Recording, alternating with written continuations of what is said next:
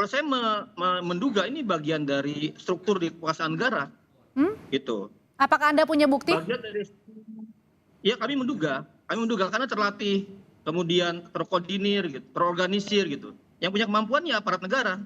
Bagaimana polisi mengungkap kasus penyiraman air keras ke aktivis Kontras? Kita bahas malam hari ini bersama Komisioner Kompolnas Yusuf Warsim dan juga Ketua Umum YLBHI Isnur. Selamat malam, Mas Isnur, Pak Yusuf. Selamat malam. Assalamualaikum warahmatullahi wabarakatuh.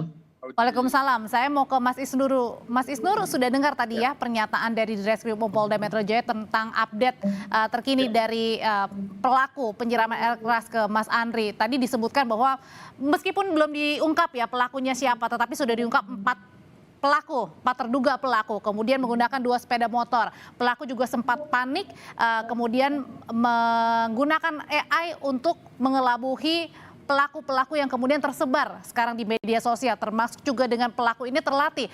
Sejauh ini apakah Anda sudah cukup puas dengan kerja-kerja Polri mengungkap kasus penyiraman air keras kepada aktivis Mas Andri? Ya, yang pertama gini Mbak, saya melihat temuannya Polda Metro itu sama dengan temuan kami. Dugaan-dugaan kami di awal para pelakunya ini terkoordinir, terlatih, terorganisir gitu, dipersiapkan dengan matang karena Andri dibuntuti bukan hanya hari H tapi hari-hari sebelumnya. Itu dengan koordinasi yang sangat baik ya. Artinya apa? Para pelakunya ini adalah yang terbiasa melakukan kerja bersama secara taktis. Jadi itu penting diungkapkan ya, karena teror-teror yang sebelumnya juga kan seperti itu gitu terjadi. Dalam rentang jejak kami sebagai lembaga hak asasi manusia yang menginvestigasi banyak misalnya peristiwa Agustus, peristiwa-peristiwa di masa lalu, itu kami menemukan hal-hal seperti ini biasanya dilakukan oleh aparat gitu. Apalagi kita misalnya melihat pelakunya ketika di kendaraan, dia badannya tegap gitu ya, rambutnya pendek gitu. Itu indikasi-indikasi ini yang kami duga ke arah sana gitu. Apalagi dengan advokasi yang dilakukan oleh Andri dan Kontras. Ya, terlibat. Jadi mengarah kemana Mas Isnur pelakunya? Ya, kalau saya menduga ini bagian dari struktur di kekuasaan negara, gitu. Apakah Anda punya bukti? Bagian dari, ya kami menduga karena terlatih, kemudian terkoordinir, gitu, terorganisir gitu. Yang punya kemampuan ya aparat negara. Itu yang terjadi. Kami temukan di Komite Pencari Fakta Agustus. Kami temukan dulu di penculikan aktivis 98. Kami temukan di beberapa kejadian pelanggaran HAM. Itu seperti itu polanya. Jadi kita melihat pola Mbak. Kita makanya menduga kan. Itu yang pertama. Yang kedua, kami bertanya sebenarnya, kalau emang sudah jelas pelakunya, kenapa nggak diumumkan? Ada masalah apa belum diumumkan? Harusnya kan kalau saya meyakini secara teknikaliti sudah lengkap. Tadi ketika mendengarkan Pak Dirkrimum ya, pelaku dan jaringan. Pertanyaannya jaringan apa ini? Kalau memang berjejaring berarti kan dia ada organisasinya, ada kelompoknya. Jaringan apa? Terus diungkap dong jaringannya dong. Kita tanyain ini kalau Pak Yusuf dulu ya kalau gitu Mas Isnur. Kenapa dipertanyakan? Kenapa tidak langsung diungkap saja? Kenapa tadi hanya mengatakan di Ditreskrim 4 orang pelakunya terorganisir, kemudian terlatih? Pak Yusuf. Iya, terima kasih Mbak Audrey. Ya tentu apa yang kita pantau dan kawal di dalam pengusutan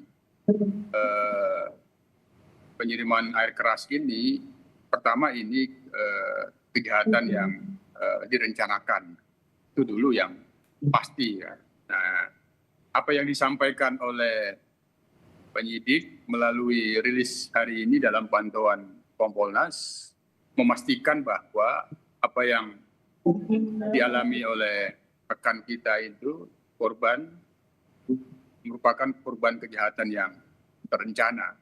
Hanya apa yang menjadi pertanyaan Mas Isnur tadi, saya juga ada pertanyaan soal itu terkait dengan yang dimaksud ada jaringan yang mencoba mengelabui dengan memunculkan apa yang disebut pelaku di media sosial yang itu dijelaskan oleh pihak penyidik itu hoax. Artinya ini sesungguhnya memang masih menjadi pertanyaan yang harus diungkap, jaringan seperti apa yang dimaksud. Nah, yang tentu dalam pantauan Kompolnas memastikan apa yang disampaikan oleh penyidik itu ya jaringan kejahatan yang terencana, yang terorganisir ini. Kalau tadi Pak Yusuf dugaannya Mas Isnur adalah jangan-jangan ini dilakukan oleh oknum-oknum aparat begitu, karena melihat pola-pola yang sebelumnya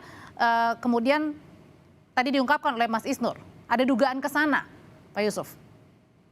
Ya tentu dalam hal ini Kompolnas sebagai pengawas kinerja kepolisian, apa yang kami pantau, apa yang kami koordinasikan tentu semuanya itu berdasarkan sejauh mana fakta-fakta, bukti-bukti yang telah dikumpulkan oleh penyidik. Belum bisa menduga-duga dan menyimpulkan, tapi apa yang disampaikan oleh Mas Isnur tentu itu kita pahami dan kami yakin apa yang disampaikan oleh Mas Isnur itu ya bisa menjadi informasi sangat penting untuk didalami lebih jauh. Tapi yang pasti karena kami sejak awal terus berkoordinasi dengan penyidik Polda Metro Jaya, kami memahami bahwa ini kejahatan yang terorganisir. Apakah itu ada kaitannya dengan oknum-oknum yang dimaksud oleh Mas Isnur tadi, tentu semuanya itu sekali lagi harus didasarkan pada bukti-bukti dan fakta-fakta yang cukup terang yang dikumpulkan. Hanya yang paling penting jaringan seperti apa? Ya, ini yang menjadi pertanyaan kita. Jaringan yang seperti apa yang dimaksud oleh Dirkrimum itu kaitannya dengan memanipulasi atau merekayasa seolah-olah. Jadi harusnya nggak sulit ya untuk mengungkap ini ya, Pak Yusuf ya? Untuk identifikasi pelaku tentu basisnya yang kami pantau adalah scientific crime investigation, criminal scientific investigation. Jadi basisnya adalah scientific. Itu yang penting yang kita lihat agar identitas pelaku ini jangan sampai salah. Oke. Pak Mas Isnur, ini kan korban ini Mas Andri ini tergolong orang yang vokal ya, kemudian pembela HAM, beberapa kali juga menyuarakan misalnya soal pelanggaran HAM, kemudian juga beliau merupakan tim mencari fakta investigasi independen terkait dengan rangkaian demo Agustus di 2025, termasuk juga Mas Andri ini adalah seorang yang mengkritik pembahasan revisi Undang-Undang TNI yang waktu itu dia juga pernah sempat masuk hotel. Kira-kira Mas Isnur sebenarnya apa sih motif dibalik penyerangan ini? Ini masuk kategori yang mana nih? Ya, kalau kita lihat dalam konstruksi pembela HAM, Mbak, di internasional itu ada banyak peraturan internasional soal pembela HAM dan bagaimana negara punya kewajiban melindungi. Dan dalam banyak kesadaran global itu di mana-mana, memang pembela HAM ini menjadi target pembungkaman, target serangan untuk mereka tidak lagi melakukan kritik-kritik kepada kekuasaan gitu. Nah, apa yang Andri sampaikan di menerobos rapat di Judicial Undang TNI, jadi saksi di MK Judicial Undang TNI, atau dia kritik misalnya terhadap juga represivitas aparat yang lain ya, dia juga kritik tuh represivitas aparat kepolisian. Nah, ini penting dibaca semua gitu. Tapi kan kira-kira gini Mbak, memulai dari motif itu kan akan kira-kira itu bukan di situ wewenangnya. Sekarang bagi saya adalah sudah jelas wajahnya, bahkan polisi bilang sudah mendapatkan sidik jari dan DNA-nya, berarti kan sudah jelas namanya siapa. Tapi kalau tadi dibilang AI gitu katanya.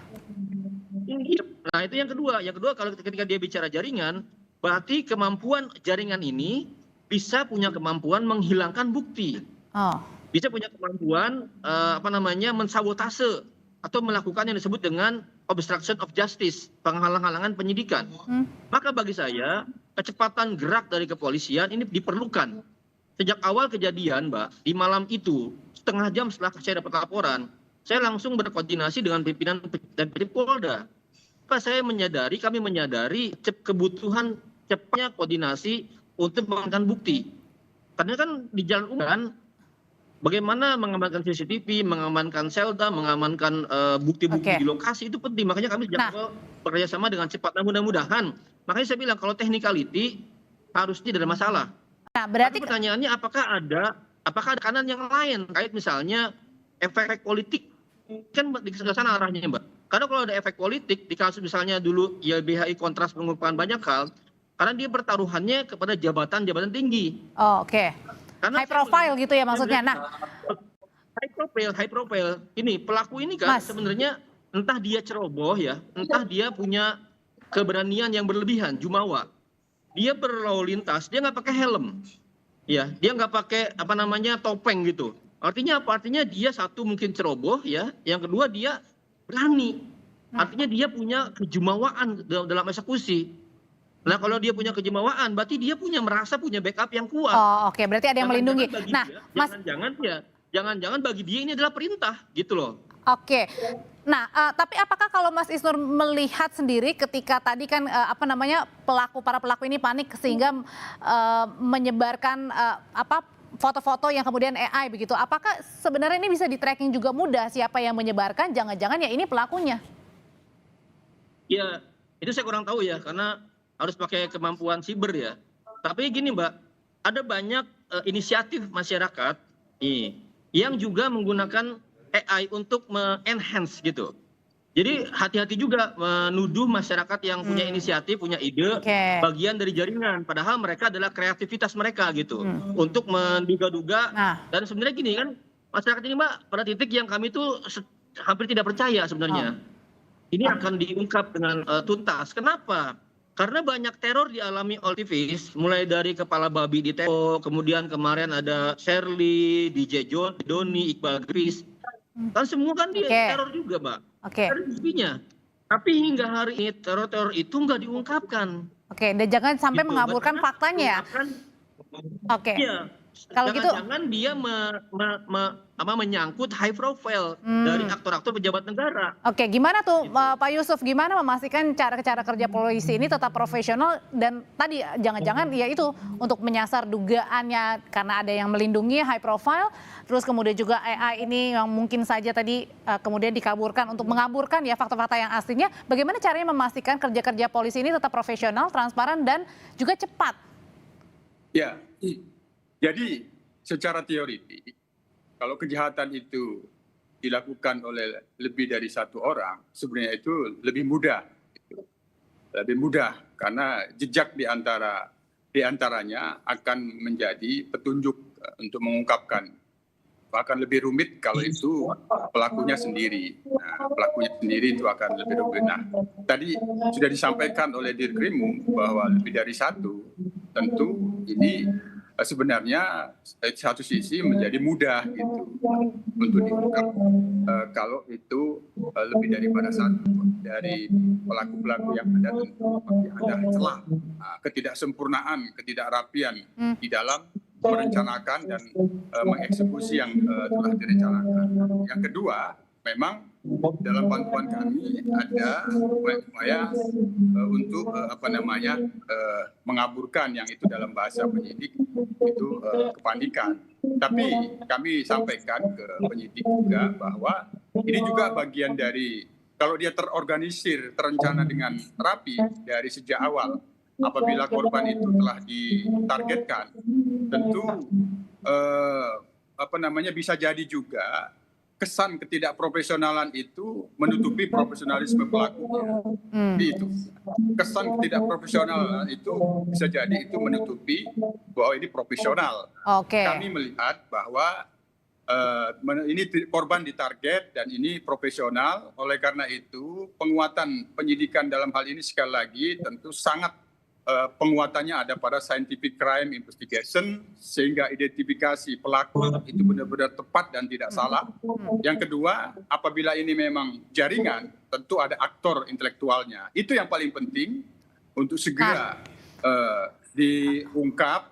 Hanya sekali lagi apa yang menjadi saran-saran dan masukan dari teman-teman Mas Isnur ini saya kira kami selalu menyampaikan kepada penyidik dari sejak dirilis awal kita proaktif kepada penyidik bahwa apa yang menjadi kecurigaan daripada teman-teman Mas Isnur YLBHI ini itu tentu kami yakin sudah dipegang kuat oleh penyidik. Hanya sekali lagi ini soal bagaimana memastikan identifikasi pelaku tidak salah dan tepat, termasuk tidak menyimpang yang kita harapkan. Oke, termasuk juga Mas Isnur dengan ini ya, tadi kan Komisi 3 juga menyuarakan bahwa bukan hanya menangkap pelaku tetapi juga yang memerintahkan aktor intelektualnya yang merencanakan, kira-kira akan bisa keungkap sampai ke sana? Singkat aja Mas. Gini Mbak, karena ini adalah perkara yang menyangkut juga high profile ya, di kasusnya pembunuhan Munir, SBY itu membentuk tim pencari fakta yang berisi bukan hanya penyidik Polri, tapi juga tokoh-tokoh dan lain-lain untuk menerobos barrier, menerobos hambatan-hambatan politik itu. Gitu loh. Makanya harusnya Prabowo itu turun langsung. Ini menyangkut keselamatan anak bangsa yang sedang berjuang buat Tapi sudah memerintahkan Kapolri untuk mengusut, Pak Prabowo? Iya, tapi kan kalau ada hambatan politik ini gimana, Mbak? Oke. Di kasusnya pembunuhan Munir kan terbukti pembunuh Munir adalah agen intelijen negara. Nah, sekarang kalau kita mencurigai yang sama, boleh nggak? Dan menyangkut misalnya para petinggi di berbagai institusi itu gimana?